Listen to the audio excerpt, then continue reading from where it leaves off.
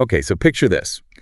You're cozied up on the couch, scrolling through your partner's Instagram, and bam, you hit a photo from a past relationship. Oh, no. Tell me you haven't felt that little twinge Yeah. of curiosity. Of course. Maybe even a teensy bit of comparison. It's completely human. We're hardwired to seek information. Right. Especially when it comes to understanding those we love. But sometimes that deep dive into the past can leave us feeling a little icky. Like we've accidentally stumbled into a comparison game we never meant to play. Yeah. And that's exactly what we're unpacking in this deep dive. Okay. How to navigate the anxieties of a partner's romantic past, even if it's all in our heads. Even if it's all in our heads, right? Exactly. And to guide us, we're turning to excerpts from The Illusion of Comparison. It's a fascinating study that dives deep into this very thing. Okay. The world of retrospective jealousy. Retrospective jealousy. It even sounds a little ominous, doesn't it? Well, it certainly can be. It's that knot of discomfort, that pang of, wait, what were they like with them? Oh, gosh. We're going to break down why this feeling is so common. Okay. And more importantly, what we can do about it. Because let's face it, everyone has a past. Everyone. And it's easy to get caught in that spiral of wondering if their past love was somehow better or more exciting than what we have now. Especially with something as potent as love. Yeah. It's easy to fall into the trap of thinking it should look a certain way, be expressed in a specific way. Right. Almost like there's a universal template for a perfect relationship. Okay, so tell me more about this retrospective jealousy. Is it always a bad thing? That's the million-dollar question. Right. And the study actually does a great job of teasing that apart. Okay. It even introduces us to Mia and Tom. Okay. A fictional couple grappling with this very issue. Ooh, a story. Yeah. I'm intrigued. Yeah? Tell me more about Mia and Tom. Well, picture this. Mia and Tom, names practically ripped from a rom-com, right? Right. So what's their story? Well, it starts out innocently enough. Okay. Mia stumbles upon an old photo of Tom with his ex, and boom, that retrospective jealousy kicks in. Yeah. She's analyzing everything, their body language, his smile. Right. It's like a switch flips in her brain. Oh, I've been there. Yeah. It's amazing how one little photo can send you down a rabbit hole of questioning everything. Right. And the study points out that this goes back to a fundamental human need for security. Okay. Especially in romantic relationships. Right. We crave reassurance that we're chosen, valued, loved. Yeah. Even more so than someone in our partner's past. Which makes total sense. Right. But how do we reconcile that with the fact that everyone has a past? Right. Like, logically, we know our partners have dated other people. Yeah. But emotionally, yes, that's a whole other story. It is. And this is where understanding the nuances of retrospective jealousy gets really interesting. Okay. The study highlights that it's not necessarily about the intensity of past feelings, but rather the nature of those feelings and how they were expressed. Okay, I'm listening. Tell me more. So remember how we were talking about love not being one size fits all? Well, the study suggests that the way Tom expressed love with his ex might have been completely different from how he expresses it with Mia.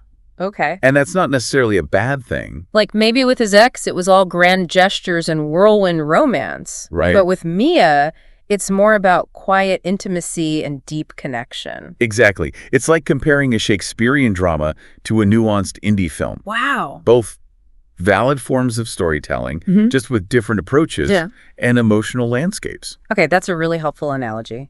Because it highlights that it's not about ranking one relationship as better than the other, but rather recognizing that they're just different chapters in the same book. Precisely. And this is where the study's concept of the interpersonal field comes in. It's the idea that each relationship creates its own unique dynamic, like a fingerprint. Okay. It's shaped by the individual's personalities, histories, needs, and even the timing of their lives. So instead of a bubble, maybe imagine it like a recipe. Ooh, I like that. You've got your ingredients, each person's past experiences, their current desires. Right. And when those combine, they create a flavor that's unique to that specific relationship. I love that.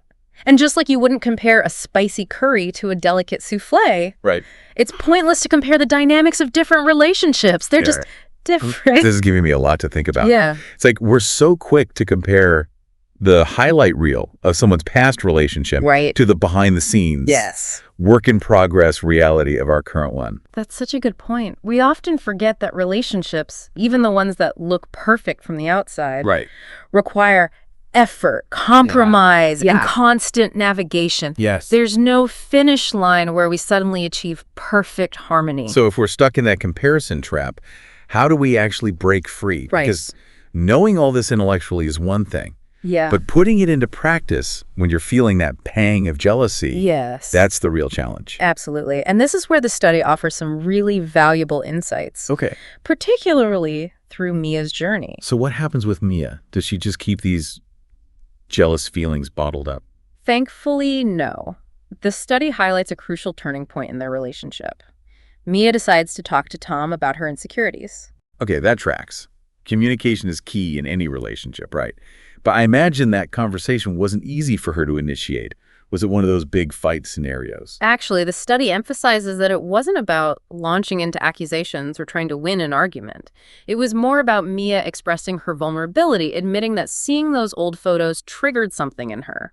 That makes sense. Because often, just voicing those fears out loud can take away their power. Like suddenly it's not this big scary monster in your head anymore. It's just a feeling you're sharing with your partner. Exactly. And the study emphasizes that Tom's reaction was equally important. Instead of getting defensive or dismissive, he listened to Mia's concerns with empathy and validation. He reassured her that their relationship was built on its own unique foundation, separate from his past experiences. That's so crucial, because it's not about erasing the past or pretending those other relationships never happened. It's about creating a space where you could acknowledge those feelings and reassure each other of the strength of your current bond. Absolutely. And that's what's so powerful about Mia and Tom's story. It's not presented as a fairy tale ending where jealousy magically disappears.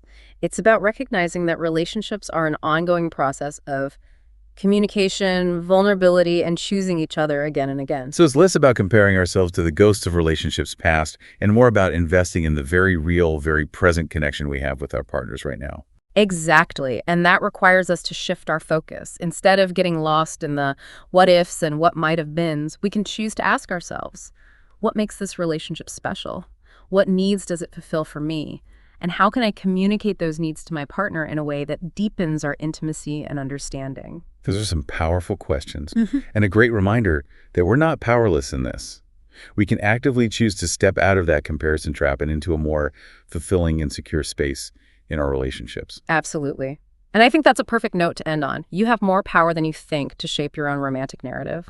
I love that. So to sum it all up, jealousy about a partner's past is normal, but it doesn't have to control us.